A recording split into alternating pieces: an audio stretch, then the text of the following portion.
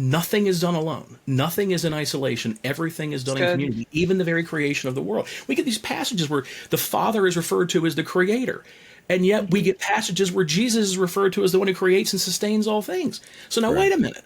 How does this work? We get the narrative in Genesis when Adam and Eve enter into some confusion, and the Trinity has their first plural dialogue of what are we going to do if we leave them here and let them keep eating from the tree of the knowledge of good and evil, but yet they're going to pick up from that tree of life and live forever. We can't let them live like this forever in this diluted state. They transition them out, but the whole thing is us. What are we going to do?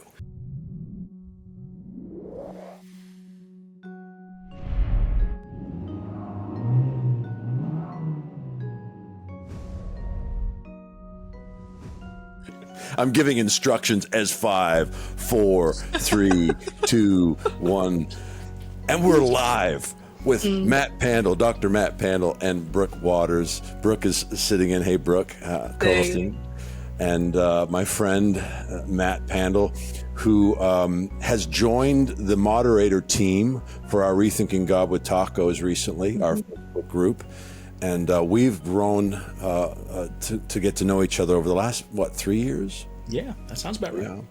And I'm so grateful for you, so grateful for your voice in the group, but just even, in my life, the grace and generosity and kindness and wisdom with which you move and live and have your being. I'm looking forward to the day that we actually sit across a table and share tacos. But listen, we're going to dive into your book that just came out. The audio finally finished. I know how much you loved recording the audio. If you're an audiobook person, you need to buy this one because it ain't ever happening again. So no, get it while it's hot, because no, that is time consuming.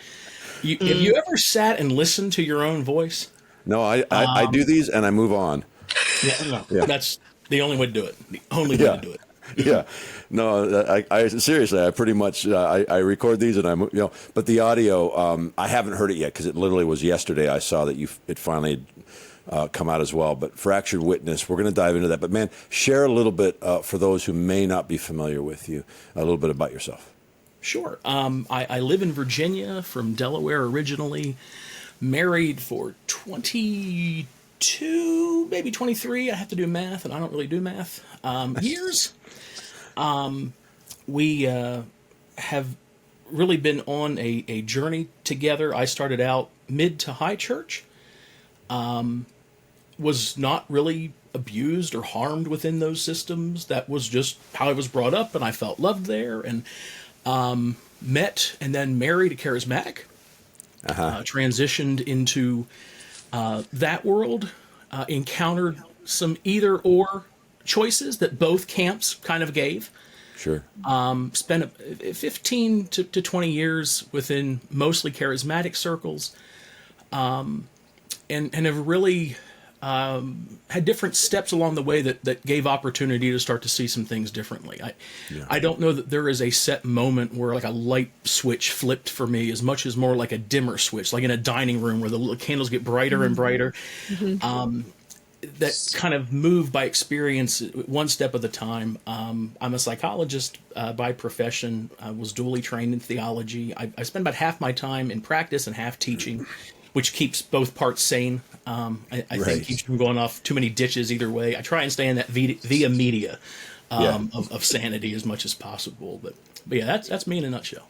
I remember Danny Silk, if you're familiar with that name, but does counseling, and he had a book blow up. This is years ago, and suddenly he's on the road and he's teaching and he's speaking. And I remember hearing him say that he needed to get back to at least 1 or 2 days a week counseling, so that it wasn't theory. It didn't get too far down the road.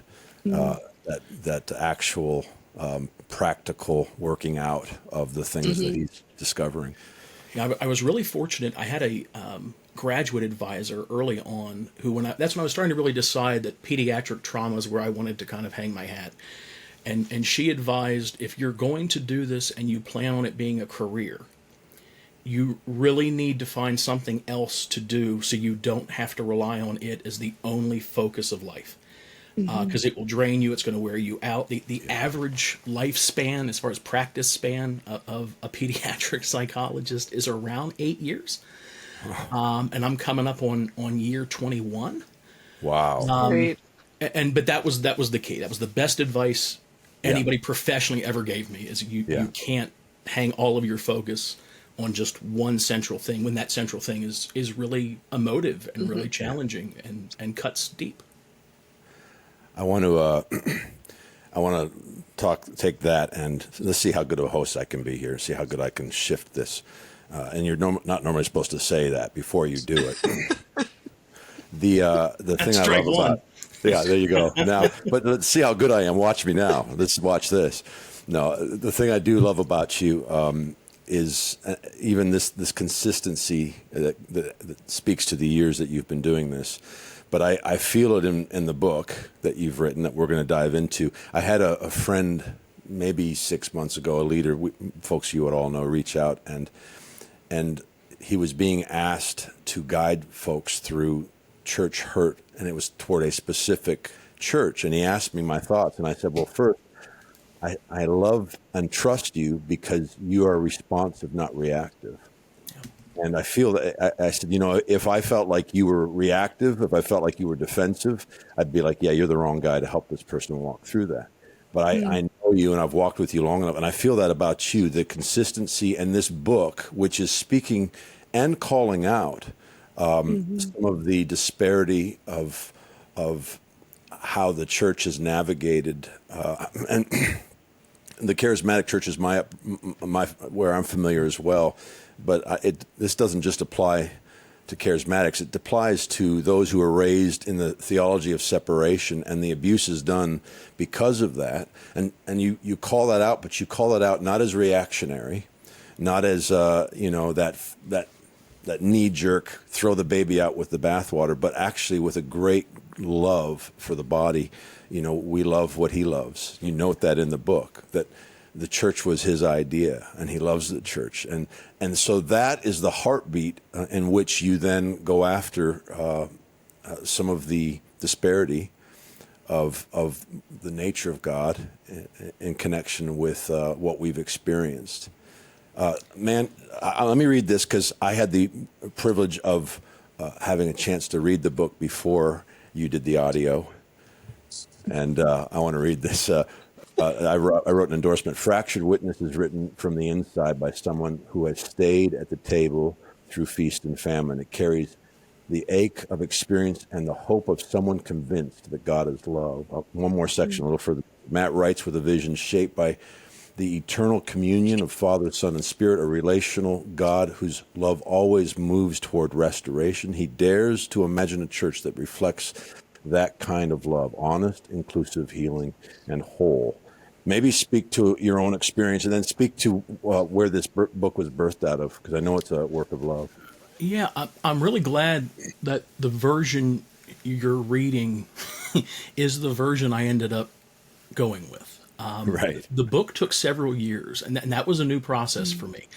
Yeah. I've tended to be more laser focused on getting a task accomplished, and so I'll throw everything into it, and then I move on to something else. And everything I'd written before went much faster. This took about 3 years. Yeah. The first draft was done in about 4 months. Right. The first draft,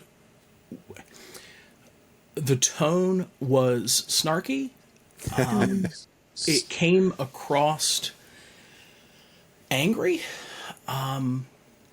It carried with it a perspective that I would never have believed I actually had. It wasn't until I really found myself reading my own words that there has to be a better way to say this. And this was my own trauma response, right? That what wounds us, we attack.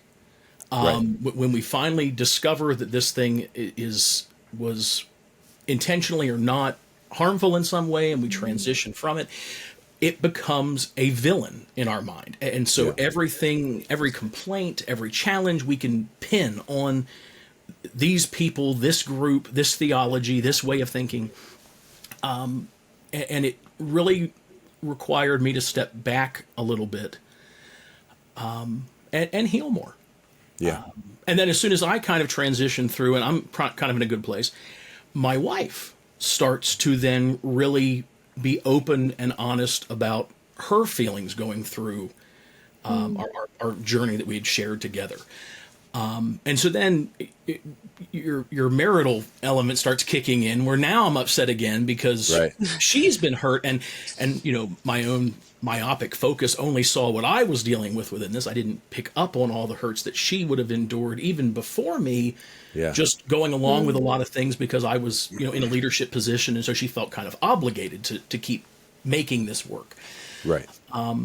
So that produced, I think, draft 3. The final draft, I kind of set some rubrics for myself. Again, that via media, stay in the middle of the road, keep out of the ditches. Where is what I'm saying applicable to all faith settings? Meaning, could I see a Roman Catholic church incorporating what I am talking about? Yeah. Could I see a home church or an unstructured, non-denominational meeting in a coffee shop? Yeah. Can they incorporate this? Because if it's not applicable across settings, it's not applicable to the church. Right. That's It's good. applicable to a stream.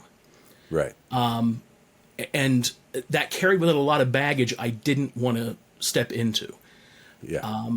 Because I wrote the preface last, and it really was just, I've come to a place, I love these traditions that formed me. Yeah. I really, to a degree, resent the either-or scenarios that each phase kept trying to give me of, well, you can be this or you can be this. You cannot be both. You have to surrender a part of what formed you in Right. order to move into this new vein. And neither one says this directly. Neither one, drew a firm line in the sand and said, pick a side. Right. But it's subtext. It's the way things are stated, what voices are given credence and what voices are really encouraged to stay away from, without real clear reason why, what Right. it is they're going to say that's so dangerous. Right. So the book really came out of my own process of working through acknowledgement of what it can be to be within systems that don't recognize they are abusive. Right. I really come out of this not believing that anyone consciously sat down and thought of Yeah. ways to create systems where you feel you have to ask for permission or approval to do anything. It was just systemic. They led the way they had been led, and it just keeps tracing back. That reaches a point then of finally being able to just sit in a mutual appreciation that they did the best they could. Right. The love they showed was genuine, even Yeah. if it at times missed the mark. Yeah. And the culpability of there are times I utilized that very same system to harm others. Right. Sure. Yeah. And so if I want grace and forgiveness, not relevant to God needing to forgive this, but just from others, from those that I've interacted with, I'm seeing things differently. There's been some metanoia going on, right? If I want that for me, I have to extend that to them, or else I'm really not willing to receive it for me. Yeah. It's like an equation on a math table, right? If you're doing algebra, you can't move numbers on one side of the equal sign and leave the other side alone. It topples Right. over, right? You got to balance the two. That's good. So if I wanted this for me, I had to see it within them too. That's so good.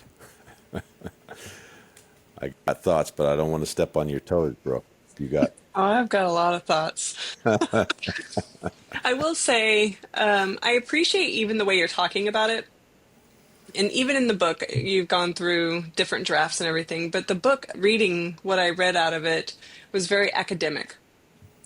And to me, and it actually removed it being personal.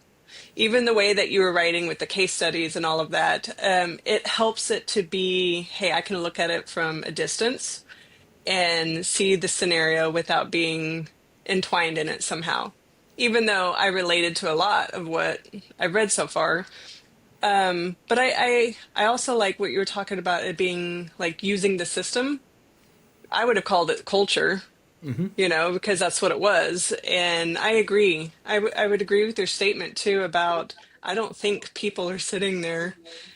I mean, I was a part of it myself, and like when I noticed it and I saw it happening, I had to think back in all the ways that I did it, and but once you see it, you can't unsee it. And I just appreciated the way you just summarized all of that. And I think I'm excited for your book. If I can ask, I don't know if this is the direction you want to go at all, but I'm curious why the name Fractured Witness. Do you talk about that in the book at all? I don't know that I actually do. Okay. I had really, I don't name well. Oh, I don't like it.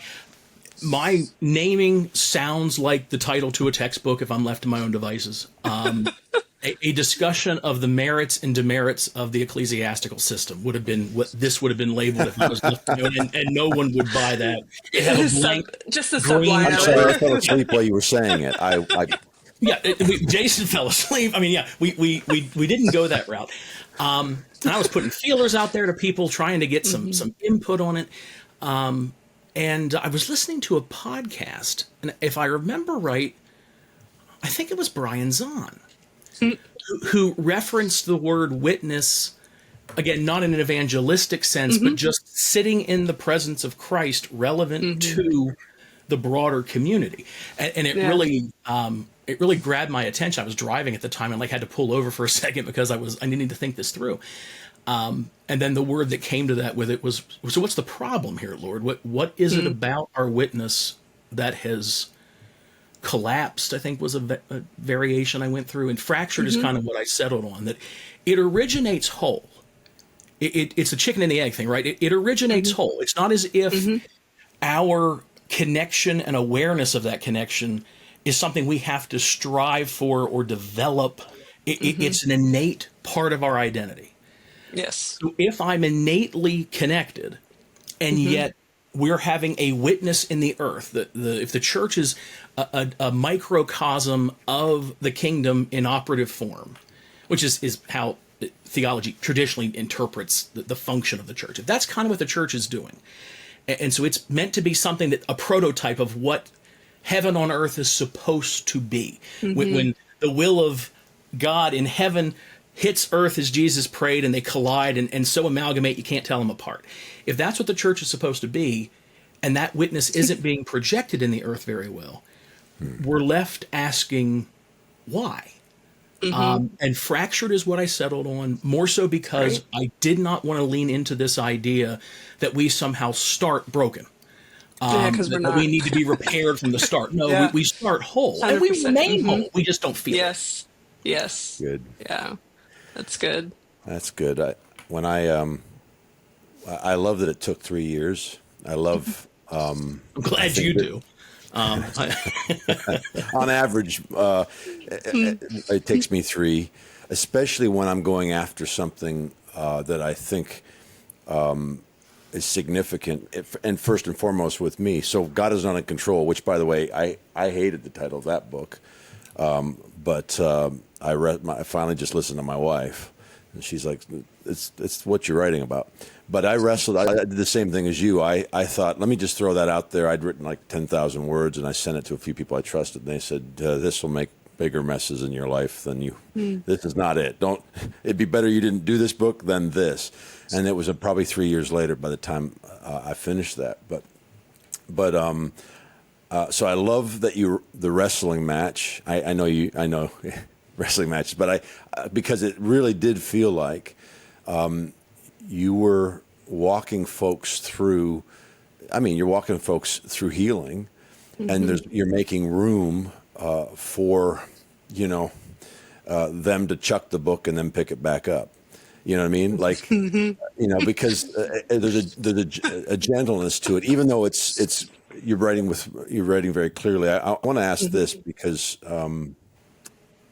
before I get to the structure of the book, you talked about systems, and we're having these conversations right now with our home church. And you know, I've had these conversations for years. It's a lot of the conversations had on this podcast where you start out from where you were hurt and you attack it, and it's reactionary, and there's no such thing as baby in the bathwater. It's all got to go, and it's almost a natural progression. I would imagine if you're counseling someone, I do it as well. If I'm feeling like I'm in the room, I'm like, I'm going to make room for that because that's the moment you're in. Knowing that also that the greatest transformations in your life took place in those communities. The friendships made that are 20 and 30 years old are from those years in those communities. Some maybe have become painful, but some have maintained and continue on. The encounters with the transformational nature of the love of God has happened in those spaces and in those. And so the question then is that we eventually get to is, hey, is it the system that was the problem?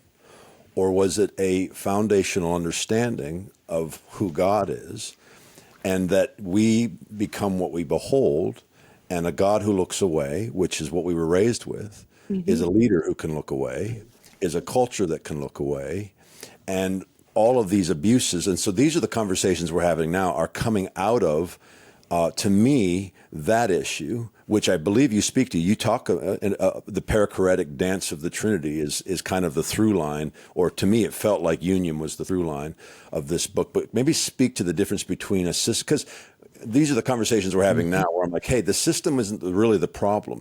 Gathering on a Sunday morning isn't a bad thing. If you gather in a space, you need more people, you need a bigger space. By the way, you'll probably want to do something intentional with the kids during that time. Like, and we'll probably want to meet and on smaller groups. I know all these things are triggers, but the system wasn't the problem. In my mind, it was our theological foundations. And I'd love for you to speak to that, maybe the difference between system and, because I feel like you were walking that fine line in this book as well. That's really what birthed in the last draft, was recognizing that we have mislaid the blame. One thing I never do, because I did it once under internship and it was miserable, is marriage counseling. I despise it. I know I'll get a root canal and have more fun. I'm not doing that. But people get that with marriage, right? Where like you have a rough relationship. It takes a long time to kind of awaken to just how rough things really are. Usually couples don't come to that at the same time. One gets there faster than the other. One may really not agree at all as to the state of things. And we'll often leave things like that feeling marriage is a crock. I want nothing to do with this. No, I'm never getting married again. What are you talking about? Statistically, if you come from a home of divorce, you are 7 times more likely never to marry than someone who comes from an intact home. Wow. So, and again, no shame on marriage here. We all have these experiences where things don't pan out the way we want them to or expected them to. But when that happens, we reject the entirety of the system, of that which undergirded the whole thing, rather than acknowledging maybe this was human error. Maybe this was more the practice within the system than the system itself. Right. And we see this even in the way folks, we all have trigger points, right? Those things that just irk us. And I'm not going to answer this right now. I'm going to step away for a little bit. I'll come back to this. Maybe in a day, might be a month, but I'm not dealing with this right now. For me, it's this idea of I am the church. No, you're not. You might be an arm. You might be a leg. You might be an eye. You are not the body.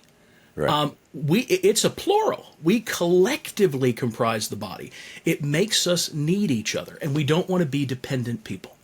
We don't want to need others, especially if people hurt you, which is inevitable, right? Yeah. But especially if you've been hurt, you want to back away from that risk. And so instead, you'll find the best videos out there, the best content that you can watch safely without any kind of commitment or buy-in. You pick and choose what you will engage with. And you call that experience you being the church. And you are a child of God. The family of God and the church are not synonyms. They're different things. But we can't make a word that literally means to assemble and gather. Right. we can't make that isolative. Right. We do have to step away sometimes to heal, Right. but the reconstructive process is always going to be communal. If Father, Son, and Spirit necessitate community in the very process in which the world is created, they set a tenor from square one that nothing is done alone. Nothing is in isolation. Everything is done in community, even the very creation of the world. We get these passages where the Father is referred to as the Creator, and yet we get passages where Jesus is referred to as the one who creates and sustains all things. So now, wait a minute. How does this work? We get the narrative in Genesis when Adam and Eve enter into some confusion, and the Trinity has their first plural dialogue of what are we going to do if we leave them here and let them keep eating from the tree of the knowledge of good and evil, but yet they're going to pick up from that tree of life and live forever. We can't let them live like this forever in this diluted state. They transition them out, but the whole thing is us. What are we going to do? Every step of this journey is union and is communal. Yeah.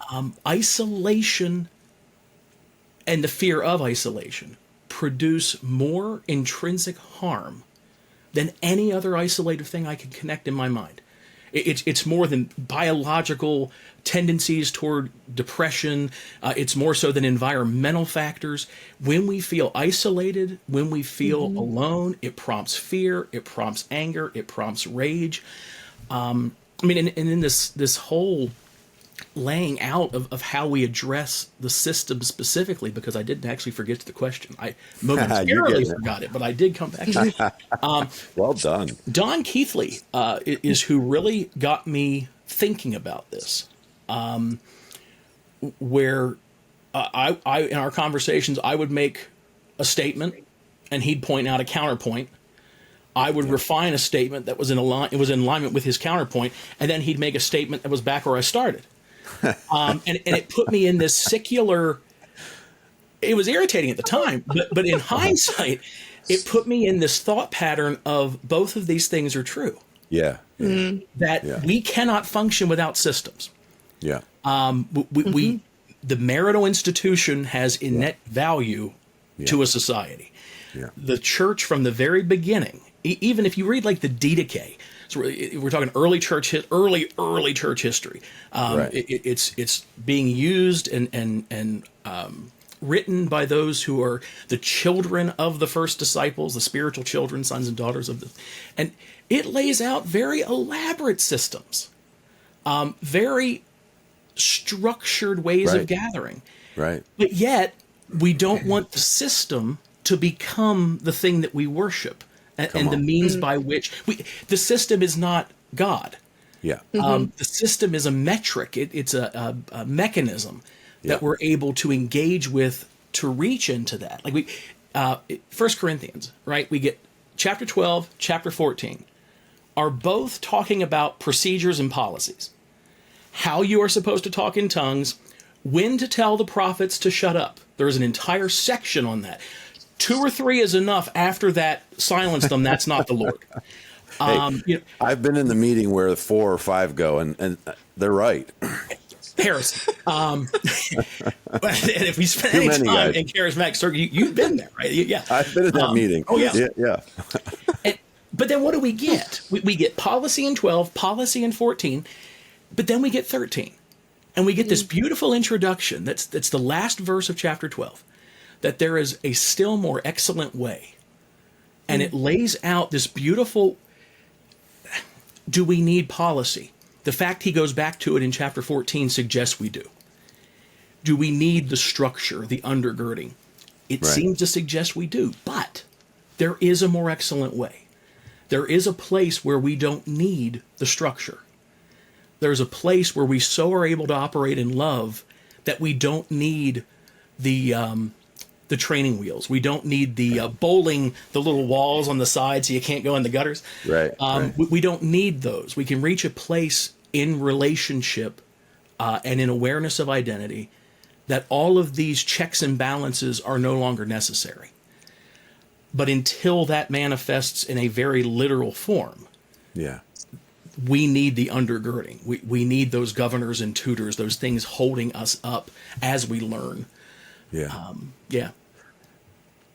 And I would speak to, and I think Brooke's got something, but I'll just add my yes and amen to this.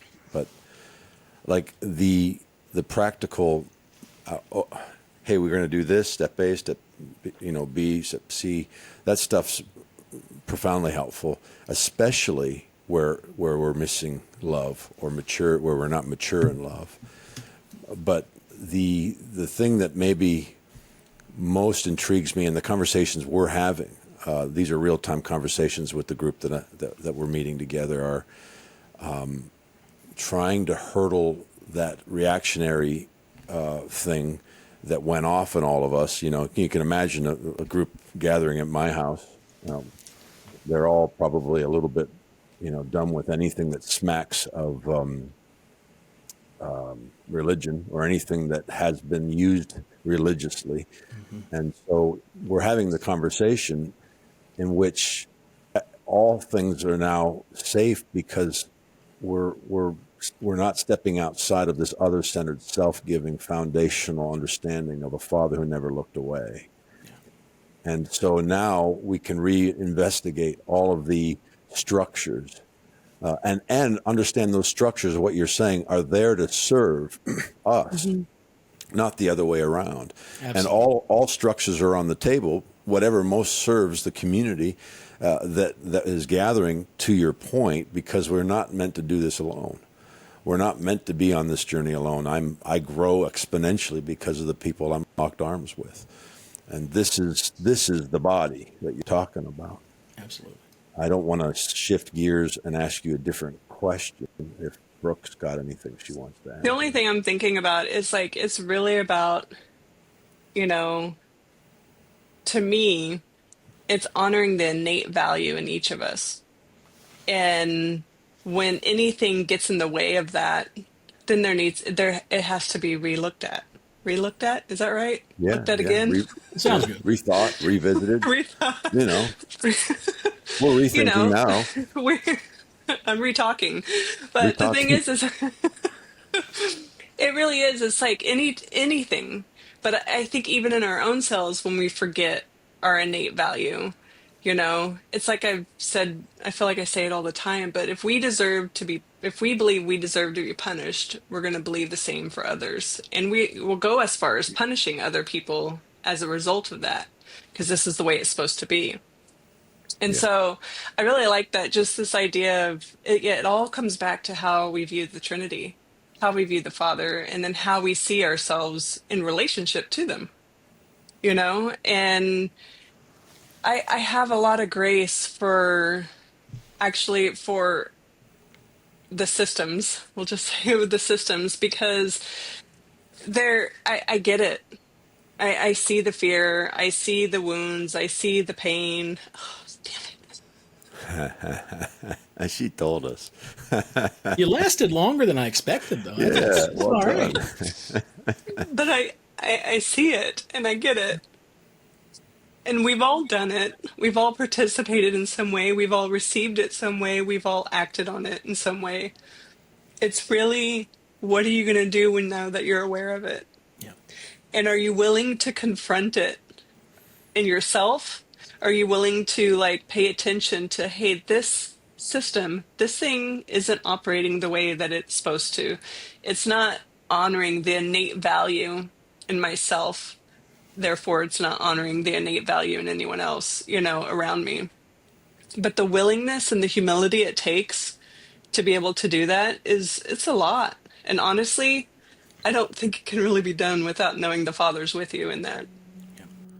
Hey, guys. So we have a conference coming up. It's our second annual family reunion in Charlotte, North Carolina, my backyard. And last year was so sweet. I'm really looking forward to this year, September 25 through 27. Baxter Kruger is going to be with us. So thankful for him. Damon Thompson is going to be with us. That's been a new friendship, and I'm incredibly grateful for him. It's going to be a time, guys. Dub Alexander will be with us again.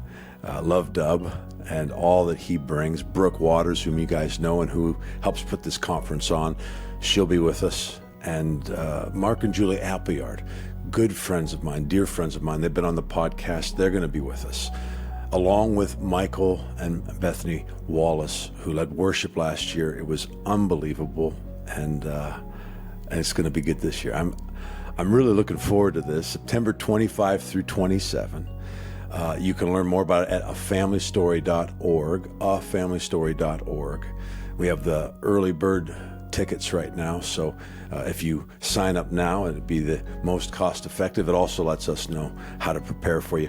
Guys, there will be fellowship, there will be worship, there will be deep end conversations and teaching around this Trinitarian faith, this beautiful gospel, this good news that only gets better, and the opportunity to connect again as a community. I'm so grateful for you all, so grateful for the ways in which we get to continue to discover and explore the goodness of God together. And I'm excited about the opportunity to do it face to face, September 25th through 27th, afamilystory.org. Come hang out with us. Oh, by the way, I'll be there too. All right, I'm going to get back to the podcast. Yeah, I'll jump off on that because let me just ask this, Matt, because the nature of trust, like you talked about being vulnerable, and I feel like I grew up in a church again, and this is simplifying it, but for me that's kind of how I navigate. I'm like, look, there was separation in our thinking. And so the church would tell you about honor, and they would teach you about trust, and they would teach you about leadership in a way that conflated trust with honor, in a way that puts you into places of vulnerability with people that you should have never been vulnerable with. They actually weren't safe, but because they wore the title, because they had the mantle or whatever it was that was placed upon them. And I remember as I began to awaken to this gospel of union, this awakening to this truth of a Father that doesn't look away, which is just the simplest way to say it, I began to realize, honor is this thing that we all must participate in. I can see you. I can see that you were made in His image and likeness. I can even honor the position or the title. I can, but trust is earned. And I learned this firsthand. Trust is earned over time by those who lay their lives down. I served a leader at one point that I honored, and I learned this firsthand. But it was spear dodging. I call it a spear dodging situation because I learned that trust is earned, and if I'd conflated the two, I would have ended up skewered to a wall because the leader wasn't trustworthy. Yep. And so I had to keep my eyes on him. I kept playing the harp. I kept serving. I kept speaking the truth to this person, but I never took my eyes off of him because he wasn't trustworthy with that type of. And I feel like that's something worthwhile when we talk about vulnerability, because there's you're a fool to be vulnerable with someone who isn't trustworthy. Yep. I don't know if you want to speak to that, but that's one of those things that we're looking for. People we can be vulnerable with, and we've got to have those people in our lives. But some of these pains have come from, to me, this flawed view of who the Father is, that has allowed for us to create systems and structures that support and this is where I want to speak to what you were writing about, cause us to be complicit in hiding the abuses that have been done. And I see that as a huge thing that you tackle in this book, that your love for the church addresses not just those that have been abusive, but those that are complicit in hiding that abuse. So I don't know if you want to speak to anything that I've been saying, but I would love for you to maybe expound on that a little. Years ago, when I first started doing private consulting work, I was doing some contracts with some fairly large mainstream denominations, doing general consultancy relevant to like sexual and emotional abuse. Yeah. Most of these groups, ever since the Boston Herald stories with the Roman Catholic Brethren several decades ago now, that created a domino effect, and we realized we've been pointing the finger a lot at our RC brethren, but it's everywhere. Yeah. That led to a lot of investigative processes and having to bring psychologists on staff to try and figure out how to navigate some of these conversations, how to write policy for it. One thing I learned really quick when doing some work with one particular Episcopal diocese was the only person as irritated at me for asking the questions I was asking as a bad bishop was a good bishop. Yeah. Who heard what was going on, was appalled this was happening.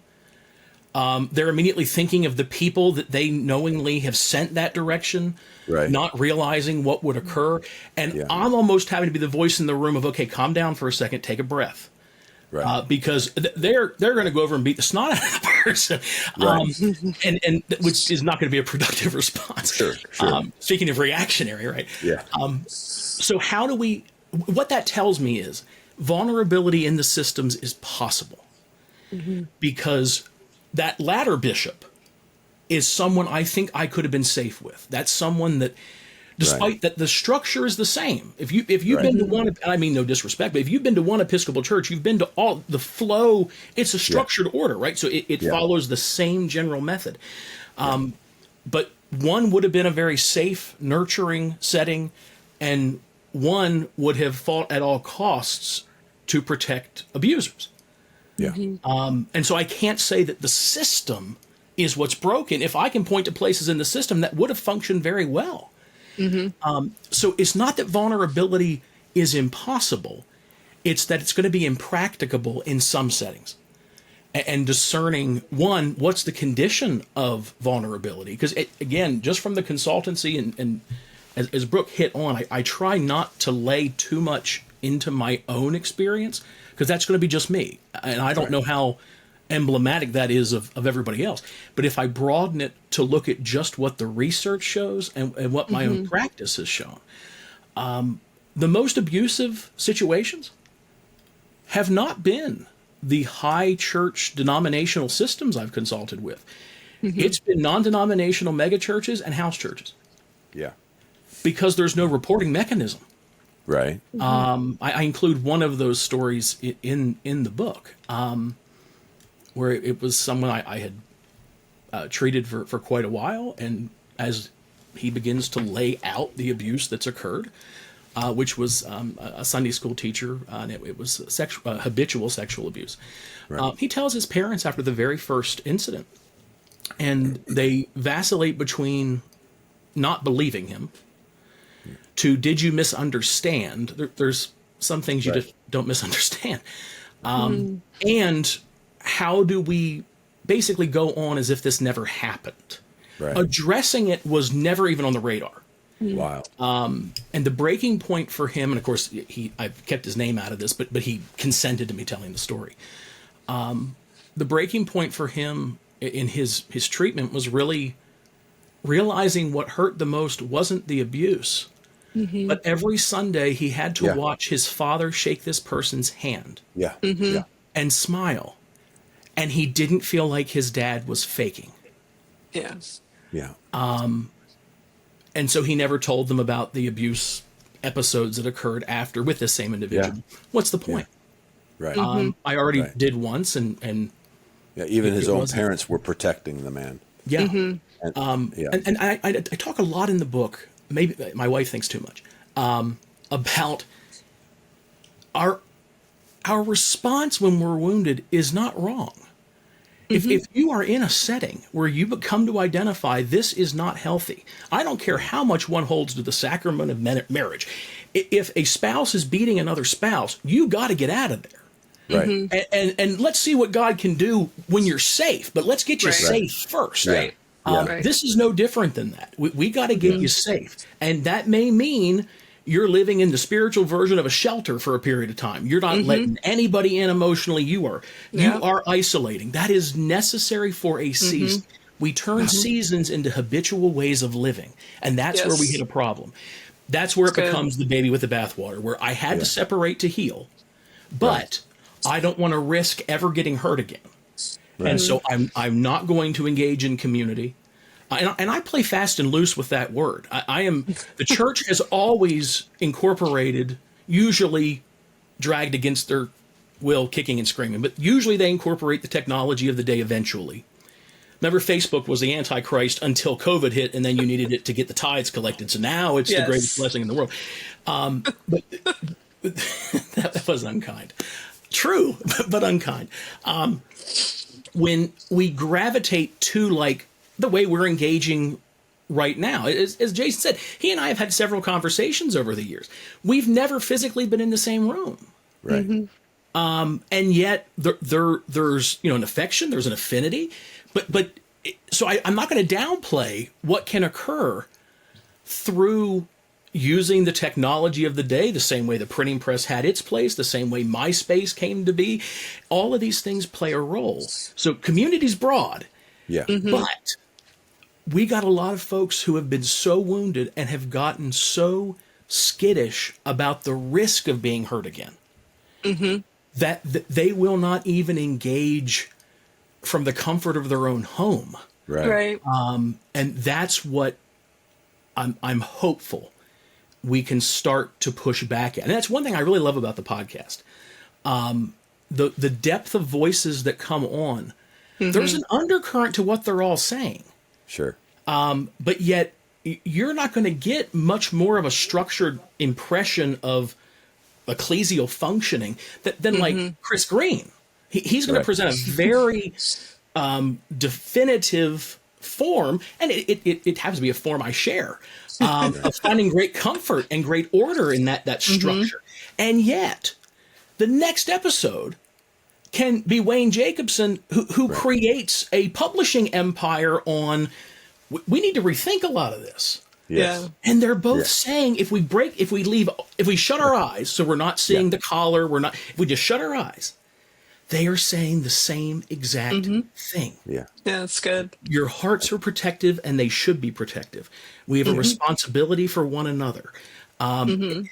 They make me believe unity functionally, subjectively, actually is possible. Because I'm pretty confident you could put Chris and Wayne in a room together, right. and they would have an engaging conversation, and they would love every minute of it. Right. And come away with a deeper appreciation. We have to be willing to, one, be wrong, and be willing to accept that maybe what I am holding against these people is my impression of why they believe and do what they do. Yeah. It's good. Rather than what really motivates it.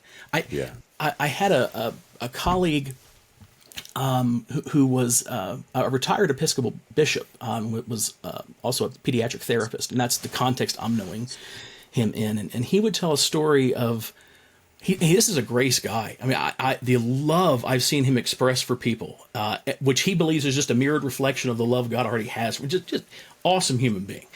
And as he's telling this, I'm like, okay, but help me out here, because again, it's partially my tradition too. And I'm one of those oddities of grace. I still pray the daily office.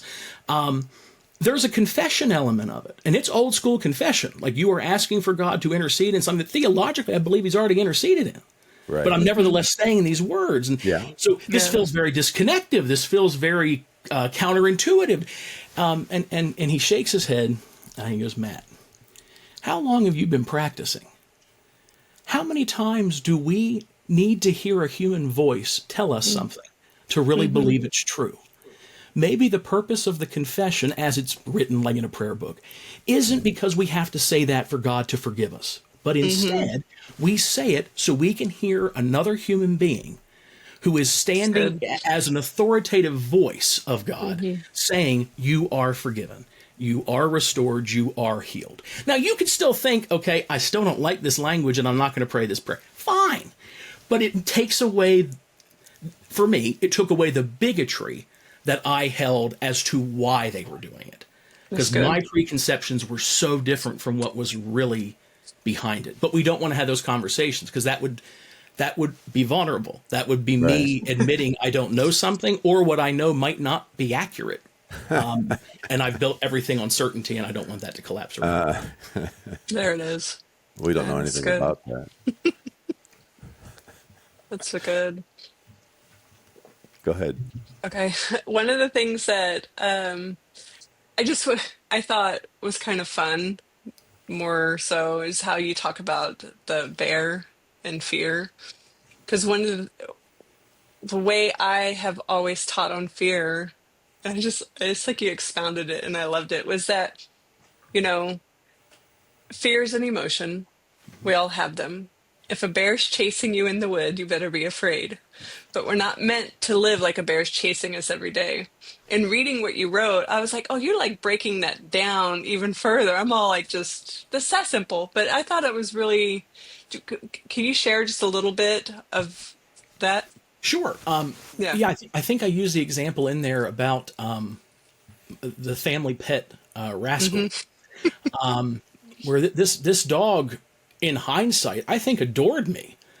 I mean, my grandmother tells stories that, like, when my parents would scold me, Rascal would growl at them, like, "No, you don't talk to him that way."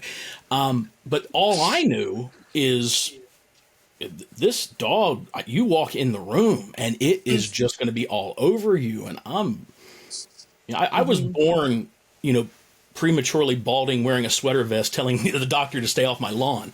I mean, I've always been temperamentally very structured. So a dog just running up and being unpredictable.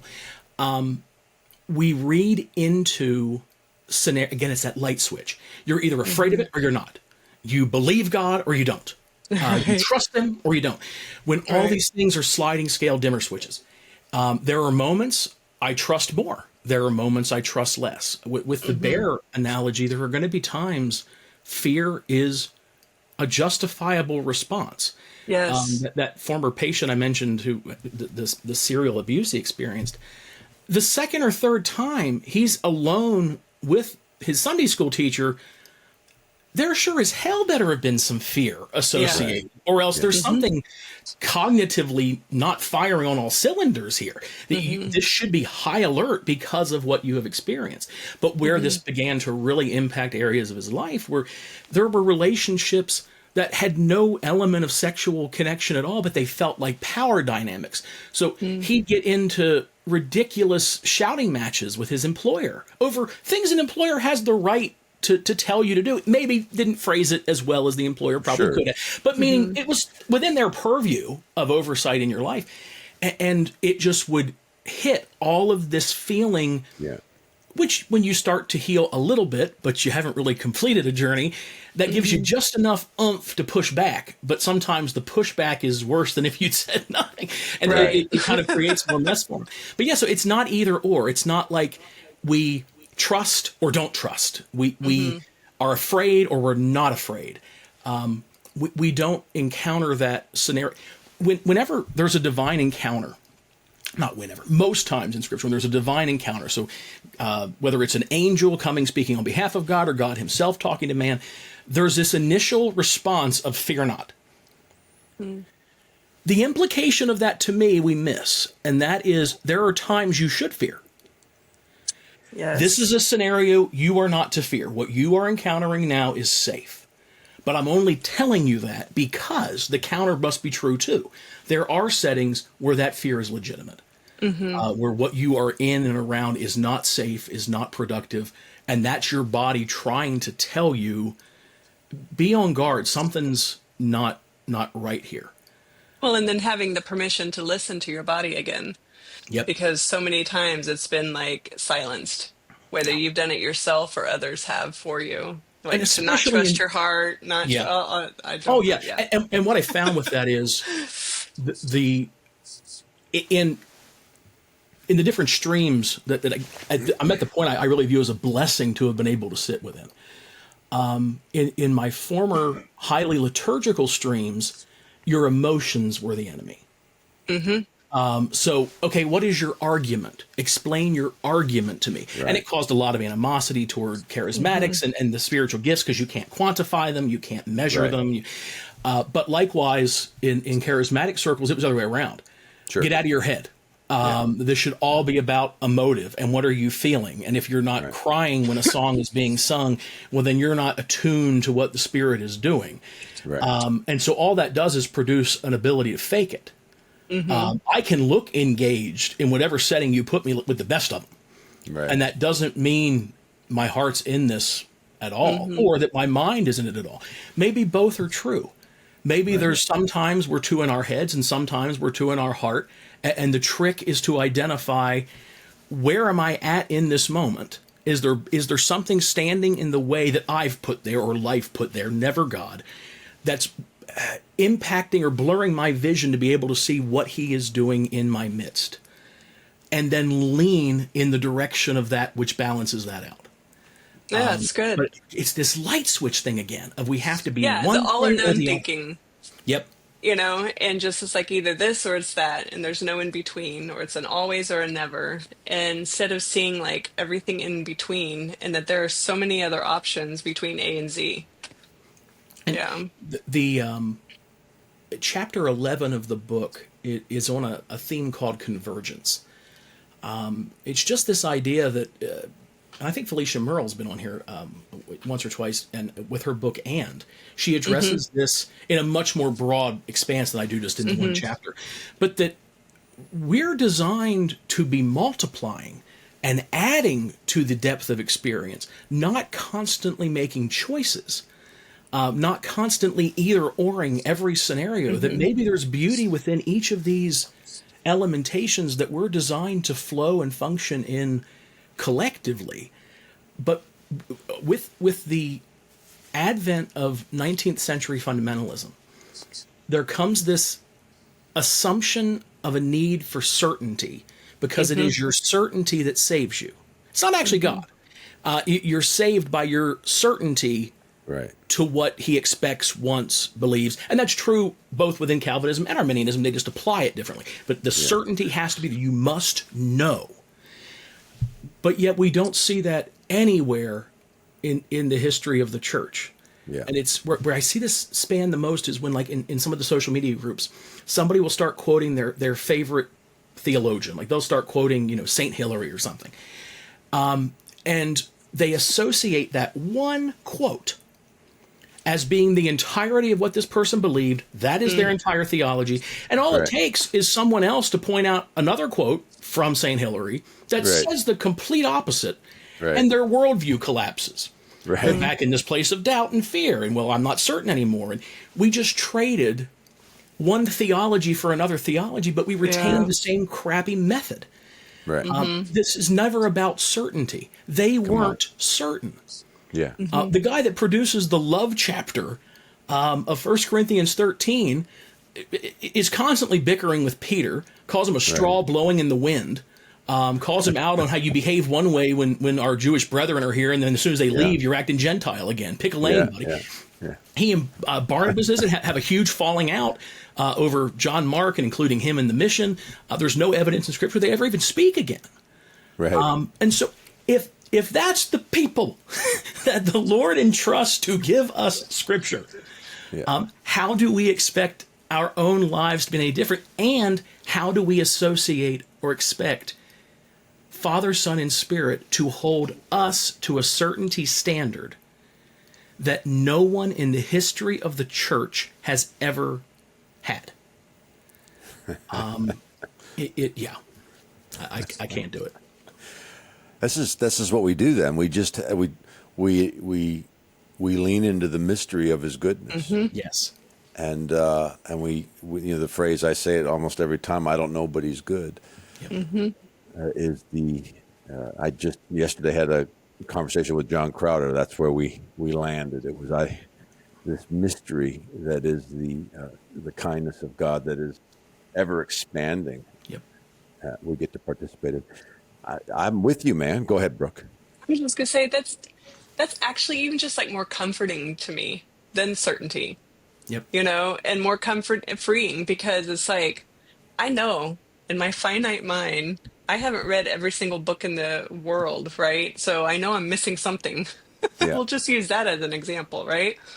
But being able to hold it loosely and just be like, oh, well, I may not have all the answers or anything, but there's, I don't know, but he's good, right? And Yeah, so it's yeah, just this, it should be, in my opinion, it's a lot more comforting for me not having to know everything.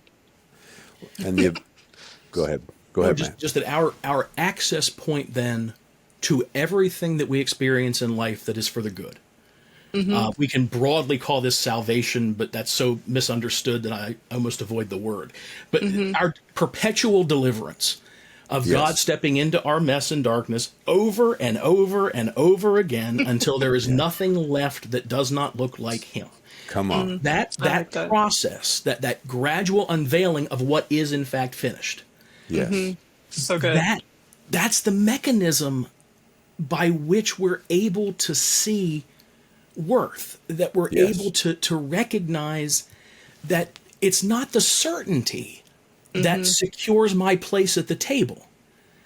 It's It's good. because of who I am. Yeah. But by including humanity in the Son, there's this thing with the Rublev painting of the Trinity. You've seen this, like where there's the three, they're all sitting around a table. It's this really old, like what is it, the 13th century, I think. Yeah. Icon. I've heard it explained a couple times as, well, yeah, and there's a little spot here, and that's where a mirror would have been, and that's your seat at the table. No, I don't want a seat at the table of my own right, because then it's mine to lose. My seat is found in the one in whom I'm formed and made. If we're seated in and with Christ, I'm in His seat. Yeah. We have been, if He is our head and we are the body, we are there with Him in the moment. Yeah. It's in that. That's what I'll be certain about, because that's the Yes. only thing that actually holds me. That's Everything it. else is vacillative. It changes. I use the example. I grew up, my father was a school teacher, but like all school teachers, you have to have a side hustle. And he had a Christmas tree farm. And so we grew Christmas trees. And when I was really young, I was not allowed to do anything with it because I would have just made things worse. He fed me, he clothed me, loved me, cared for me. As I got a little older, I was able to hold the measuring stick where you put the trees into the ground. You got to keep the rows straight, right? So the mower Right. can go through. He loved me, fed me, clothed me, gave me value. I was his son. I get a little And older. you held the measuring stick. And I held the measuring stick. I get Yes. a little older, and I'm putting the trees in the ground. But he loves me, feeds me, clothes me. I'm his son. And now I can hold the measuring stick, and I know how to put the trees into the ground. But eventually, I was kind of handling the sale process, and he was able to scale back and think more, big picture, where we're going to plant what. And I did not change identity in that process. Yeah. My sonship, my identity as his child, and the provision that comes with that identity was not connected to what I could produce or perform. Good. But I had the blessing and the benefit of getting to participate in the family Yes. business. Yes. This is all the ministry of reconciliation is, right? That Yeah. I'm not ministering from a place of here are the beliefs you must hold in order to be in a right standing with God, but this is who you have been reconciled into.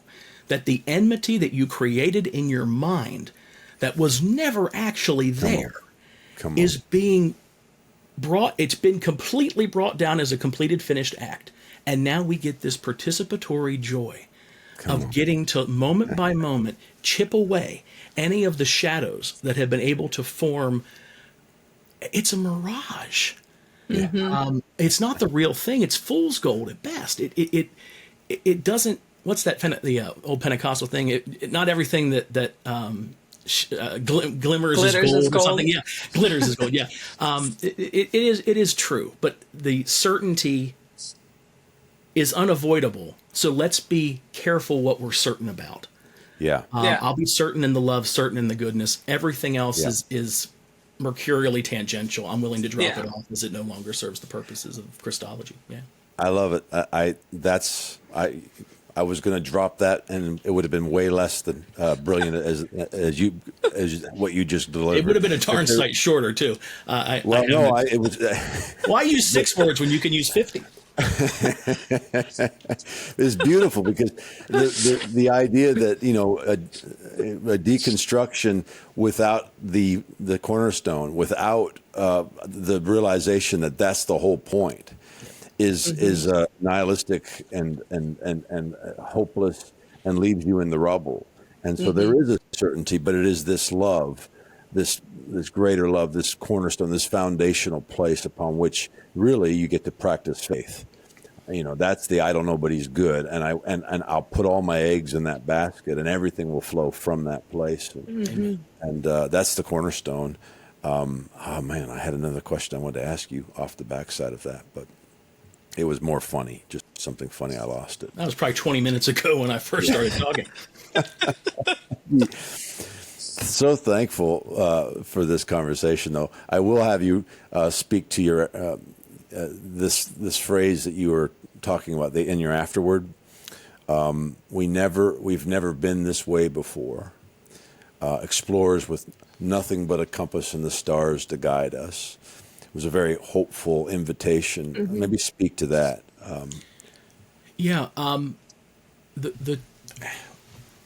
A theme of the whole book and even this conversation has been two things can be true at once. Yeah. The church cannot be made out of whole cloth, meaning we can't just scrap everything that's ever been and create something new and call it good. It's good because it endures. It's good because it connects. It has correlation to what has come before. Right. But at the same time, it's an organism, so it grows, it changes. Right. The church, as a uniform whole, has gotten rid of slavery. Other than a couple, nut jobs, no Christian of any stripe is supportive of slavery today. Yet we have tons of texts that didn't seem to take specific issue with it. It was just addressed as an everyday thing, right?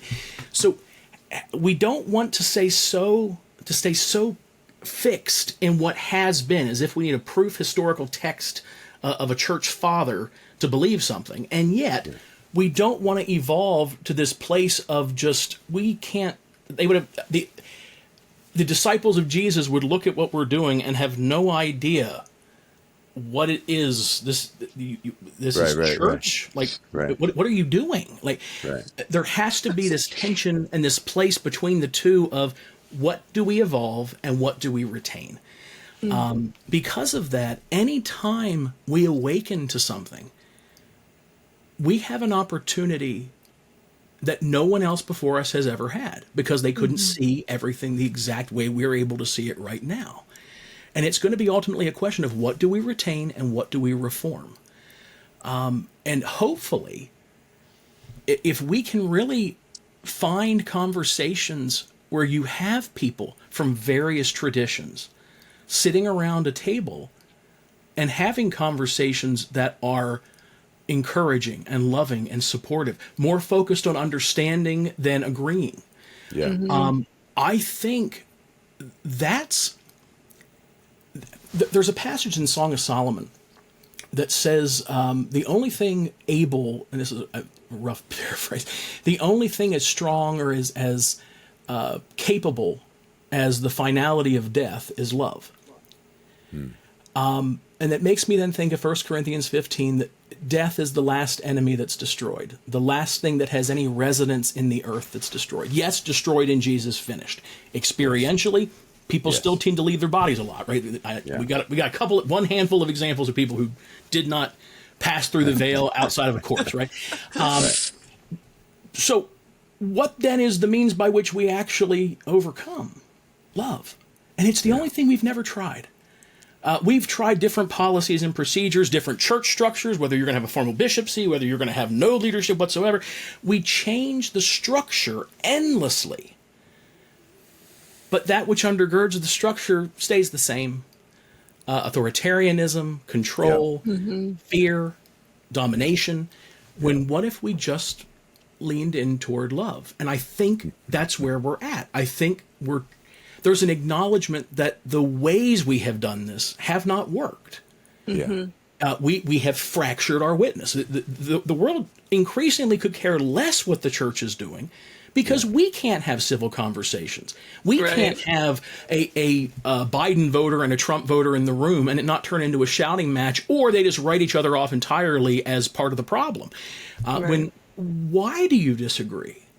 What specifically is it? Is it personality? Okay, I can see why that might be an issue. But what is it that's causing the challenge? That's where we're at. So if love is the means that we're able to become, to actualize sounds so, I'm with you. to actualize, because I can't think of a better word, the fullness of everything that the bride is supposed to be. Yeah. If love is the gateway to unity, everything else we are doing might garner short-term results, Yeah. but it's not going to get us to that place. That's what I mean. We've never done this before.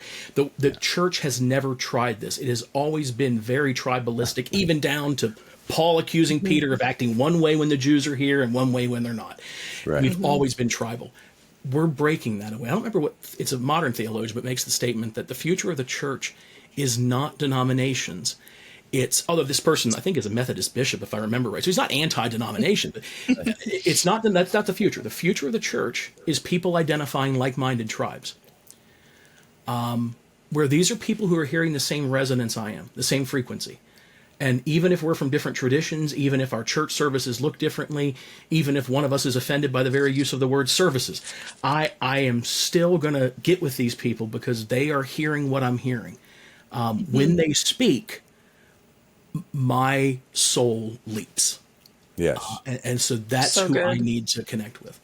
That's where we've Yes. never been. That's the full circle from what I was, and we can put different language around it, but from what I was speaking to earlier, the foundation of our understanding about who God is and thus who we are has led to, again, all the things we do. They're built on control and dualism and hierarchy, and so all of the things that have happened. It's not the structure that was the problem. It's not how necessarily the systems that we've employed. It is what you said. These foundational shifts that are taking place. My friend Derek Turner says, the more dogmatic I am in love, the less dogmatic I am in everything else. Yeah. And that is, I believe it, man. I'm feeling it, that there is an awakening. And it was there 2,000 years ago, but we are on the journey, seeing it. And more folks from so many different streams and so many different tribes are speaking it with different language. That's what I love about this podcast. That's what I love about the conversations happening elsewhere, that we are growing convinced in the perfection of his love for us, this measureless love that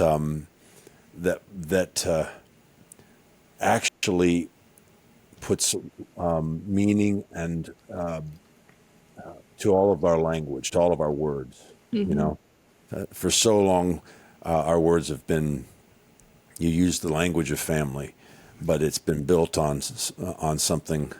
And so it becomes the actual thing that we are triggered by, that we react to, words that were leveraged to garner our buy-in, but only into the hierarchy, only into that. And I'm with you. I don't want to go back down that road. I'm with you. I feel it. I feel this overwhelming burning in my heart of conversation after conversation with folks that are convinced that God is like Jesus and that there's no greater love than to lay your life down for your neighbor, for your friend. This is the gospel, bro. This is good stuff. We're in a beautiful season. I'm old. So good. And we haven't talked tacos yet. But so let's turn. I'm excited about this book. I love talking with you. I'm thankful for your involvement in the Rethinking God with Tacos Me community. too. Very much. And let's talk tacos. We got to talk, this relational dynamic. Sitting across the table. If I were sitting with you, what would we be eating? Where would you take me? We would need to go to the least authentic taco establishment you can find.